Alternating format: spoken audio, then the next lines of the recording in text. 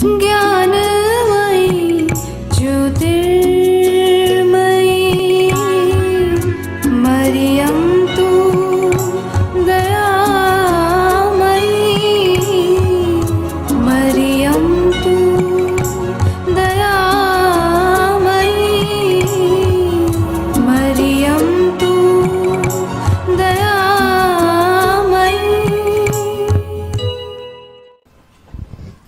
Hi, I'm Kavita Jangra.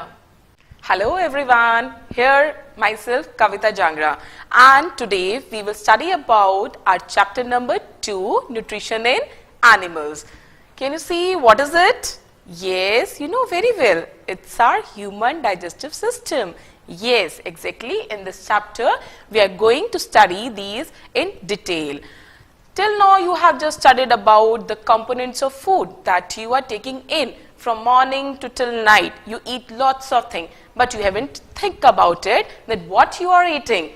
Then right now, after understanding all this, you are going to change your nutrition habits. Let's start over here. What is it? Here it's a buccal cavity. Buccal cavity where the food that is chewed by you with the help of the teeth as well as the tongue plays an important role. Okay, after chewing, what is going to happen? The food will slowly go down to the esophagus. Esophagus, that is a food pipe. And do you know how it goes down? Due to the peristaltic movement. And what is it? It's a wave-like movement. Okay, slowly the food will come down by a waving. Okay, as the food comes into the stomach, it's very interesting. I'll take it in detail in our presentation. So here it's a J-shaped structure and it's a big organ in the human body. Okay, and in the stomach, here there is a liver, and below that liver there is a gallbladder that stores the digestive juice. Okay, that is secreted by the liver. Then here below it there will be pancreas that will secrete a pancreatic juice. After it, as the most of the digestion takes place in the stomach, what will happen? It will go to the small intestine.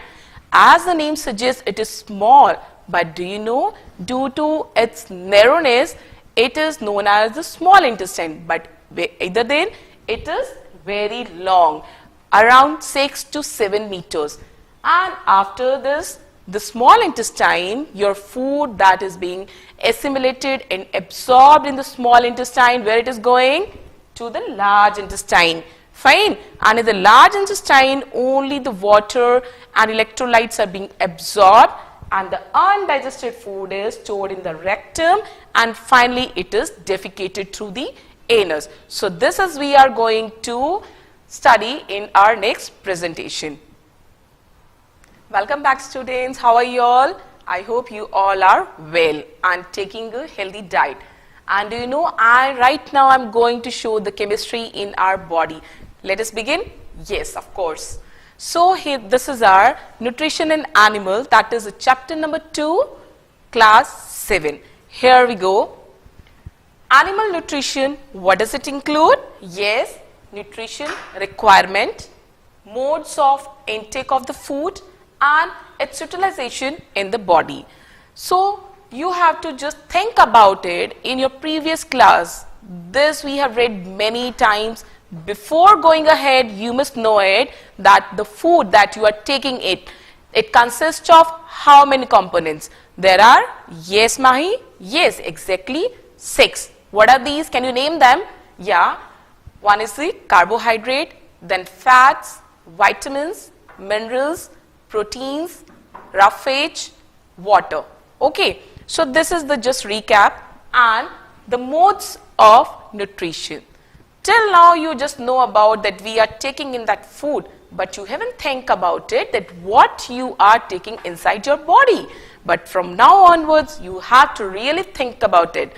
So here the modes of nutrition, you must know it that who is the primary producer? Yes, of course, the plants, green plants. They are the food factories and they are eaten up by the herbivores, okay, and the herbivores are eaten up by the carnivores, and the plants as well as animal eaters, they are known as omnivores. Okay, now right now I think it is clear that about the modes of nutrition. The next is that animals that ingest their food in a variety of ways, that I just show you in the figure, that herbivores, these are the plant eaters, and they are cattle, snails and many more. Here you can see the herbivore. Carnivores, this is what? Meat eaters, those who are dependent on the herbivores. Indirectly, they all are taking the green plants. Okay, so green plants are must, photosynthesis is must. Without that, we can't survive, and even the living organisms can't exist in nature. So here the carnivores, these are the meat eaters. Omnivores, these are eating both plants as well as the animals. And can you know the example? Yes, we are sylph. Next, it's a herbivore animal that eating the plant. Next, we have the carnivore. Here you can see that they are the flesh eaters. And next is our omnivores. Bear itself a omnivore, depend on both plant as well as animals. And we human beings are also included in. This is what exactly? I think now question is arising in your mind. Why this picture is shown to you? Because as we humans, how we eat? We eat with our hands. We pick up anything and we just eat it. Have you seen any kettle or any, you can say, butterfly or honeybee, how they are taking in their food? Because all the living organisms in nature, they have different feeding habits and their mode of taking that food is different. So here, this, what is it? Yes, Daksh, can you name it? Yes, this is a chameleon. You all are able to see in your playground when you're going out. And this is how they are taking in their food. They just gulp the, what it is? That the prey, they are the predators. Okay, and they just swallow it, just roll their tongue and they swallow it and gulp it. The kettle, there is habitus chewing, and here what do you see? This is a fox lapping. Okay, have you seen the dog taking in the milk or the cow, how they drink it, they lap it? Okay, so these are the things that how the living organism, different organism having the different types of habit of taking in that food.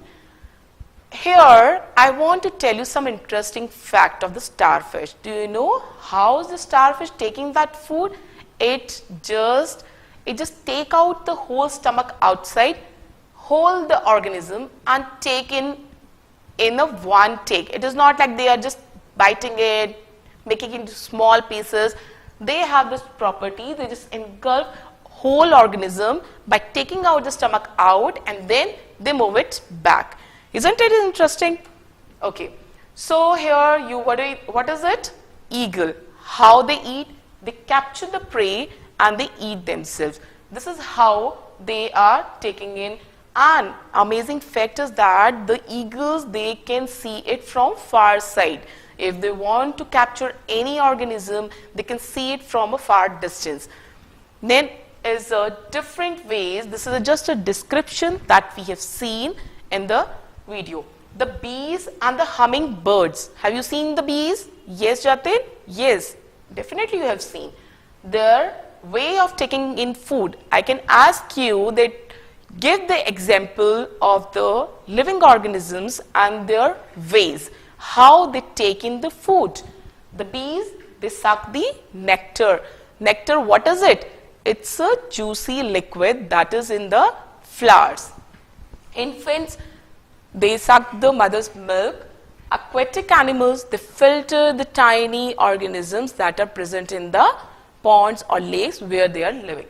Snail, they scrap the food. Scrapping, you know what is scrapping? They scrap it. They just where the snail is lying, they just keep on scrapping that surface. Okay, the ant, they just chew the food. If you've seen the ant moving around your home, how they are taking the food, just take the little bites and they just chew it. Eagles, they capture the prey. Lice, they suck it. Do you know what is lice? If you're not washing your heads properly, it's just going to grow and it's just going to develop in your hairs. And what they are doing, they suck the blood from there. And mosquitoes, siphoning. Siphoning how? Because they have just tubular like structure, and that tubular structure they are sniffing, they are just taking it there like the straw. And butterfly, they sucks the nectar. Housefly, again this is the sponging. This is sponge the food on which they depend. Next is here the nutrition that I want to talk about in this chapter, and it is very, very important. If I ask you, you have to write down that the 5 stages. You no need to write that the buccal cavity and all that I tell you in the beginning. But right now here, the 5 stages I am asking, then you have to tell me that what is the ingestion, digestion, absorption, assimilation, and lastly the egestion. Now I am going to take it by one. What is actually ingestion is? That is taking in of that food. How you take that food, that is ingesting. The name suggests in, that means you are taking in, and digesting, that is somehow the digestion starts from the mouth itself. Then is the digestion. Digestion is just breaking down of that food. Okay. Absorption is that the food that is being now broken down, digested, it is then going to the bloodstream and is absorbed through the small intestine. Next is our assimilation. Once that has been entered to the bloodstream, now the food that is being digested and absorbed in the small intestine, now it is going to the bloodstream, and from the bloodstream, the blood cells, they are transported to whole body, and from there it is being used for the growth, for energy purpose. The food that is absorbed and then it is used for the energy and for the growth and repair purpose, that is known as a assimilation. Please remind it, there is a difference between absorption and assimilation. Okay. So here it was the last egestion. Egestion is what? It is the removal of undigested food or the fibers. Undigested food, that means the absorbed food and the digested food, that is now assimilated by our body. But after that, some of the food part that is not digested by our body is then defecated or expelled out from our body. Okay. No, so right now here it is just the first part that you have to understand. Then we are going in detail in our next video. I hope you will understand it, and first of all you have to write down all these 5 stages and make yourself understand.